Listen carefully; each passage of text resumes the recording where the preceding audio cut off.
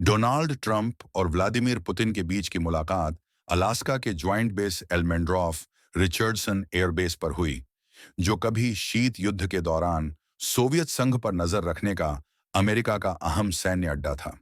3 घंटे तक चली इस बातचीत पर पूरी दुनिया की नजरें थीं, लेकिन युद्ध विराम नहीं हो पाया। इस बैठक को लेकर पहले सिर्फ ट्रंप और पुतिन के बीच 1-to-1 बैठक का प्लान बनाया गया था, लेकिन फिर बाद में दोनों तरफ से कई अधिकारी भी बैठक में शामिल हुआ है। फॉक्स न्यूज की अमेरिकी पत्रकार जैकी हेनरिक ने अलास्का से रिपोर्ट करते हुए कहा है कि बातचीत का माहौल डोनाल्ड ट्रंप के लिए चुनौतीपूर्ण रहा और ऐसा लगा कि पुतिन बातचीत में शुरुआती दौर से ही हावी हो गए थे।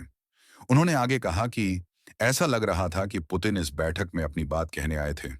उन्होंने अपनी बातें कहीं और फिर चले गए। इसके अलावा इस बैठक की एक और बहुत बड़ी हैरान करने वाली बात यह थी कि अलास्का, जो अमेरिका की धरती है, वहां डोनाल्ड ट्रंप से पहले व्लादिमीर पुतिन ने प्रेस कॉन्फ्रेंस में बात की। डोनाल्ड ट्रंप और व्लादिमीर पुतिन के बीच की मुलाकात अलास्का के ज्वाइंट बेस एल्मेंड्रॉफ रिचर्डसन एयरबेस पर हुई, जो कभी शीत युद्ध के दौरान सोवियत संघ पर नजर रखने का अमेरिका का अहम सैन्य अड्डा था। 3 घंटे तक चली इस बातचीत पर पूरी दुनिया की नजरें थीं। दुनिया भर के सैकड़ों पत्रकार इस घटना को कवर करने के लिए पहुंचे थे। इस वार्ता का मकसद यूक्रेन युद्ध के भविष्य की दिशा तय करना और रूस अमेरिका संबंधों को नए सिरे से परिभाषित करना था। लेकिन 3 घंटे तक चली इस बैठक के बाद भी युद्ध विराम पर समझौता नहीं हो पाया। ज्यादातर एक्सपर्ट्स का मानना है कि बैठक नाकाम रही है। डोनाल्ड ट्रंप ने संवाददाताओं से कहा कि हमारी बैठक अत्यंत उपयोगी रही और कई बिंदुओं पर सहमति बनी। अब सिर्फ कुछ ही बिंदु बचे हैं।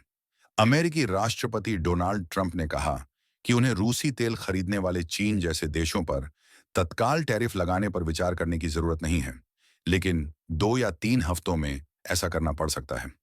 ट्रंप ने धमकी दी है कि अगर यूक्रेन में युद्ध खत्म करने के लिए कोई कदम नहीं उठाया गया, तो वे मॉस्को पर प्रतिबंध लगाएंगे और उन देशों पर भी अतिरिक्त प्रतिबंध लगाएंगे जो उसका तेल खरीदते हैं। चीन और भारत रूसी तेल के दो सबसे बड़े खरीदार हैं। डोनाल्ड ट्रंप भारत पर पहले ही रूसी तेल खरीदने के लिए 25% टैरिफ लगा चुके हैं।